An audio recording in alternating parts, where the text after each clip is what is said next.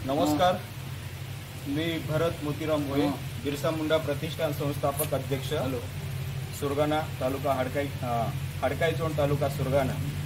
आज या ठिकाणी जे उपोषण करते आहेत मॅडम सुरगाणा आणि नाशिक जिल्ह्यातील हे बघतात कल्पना शिंदे किंवा जवळजवळ हे 1 तारखेपासून या ठिकाणी उपोषणाला बसलेले आहे। मला या सरकारला विनंती आहे की जे पण हे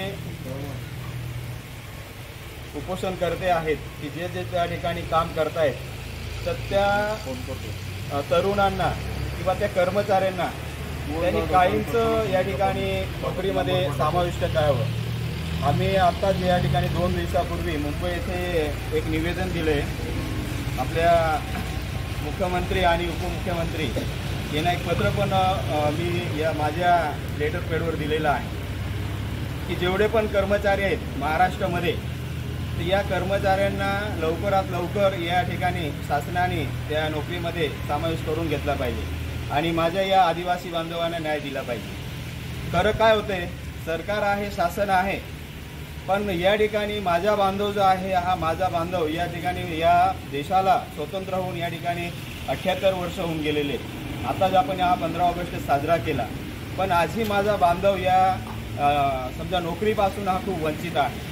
आजही माझ्या बांधवाला या ठिकाणी न्याय मिळत नाही, म्हणून मी शासन दरबारी पाठपुरावा करणार। पण माझं एक शासनाला सांगण्याचा उद्देश आहे की हे कर्मचाऱ्यांना त्यांनी तात्काळ या ठिकाणी नोकरीमध्ये समावेश करून घेतला पाहिजे। मुद्दा नंबर 2, ज्या ठिकाणी आता पेसा भरती आहे, 17 संवर्ग पेसा भरती पूर्ण महाराष्ट्रामध्ये बंद आहे, ती पण त्यांनी तात्काळ या ठिकाणी उठवली पाहिजे आणि ज्या तरुण आहेत, तरुणी आहेत यांना त्या ठिकाणी नोकरीमध्ये समावेश करून घेतला पाहिजे।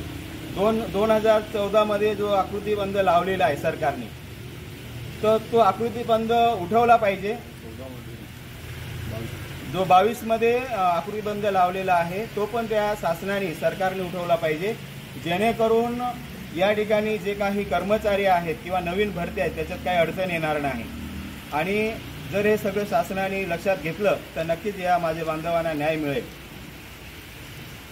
जय श्रीराम, राम राम, जय आदिवासी।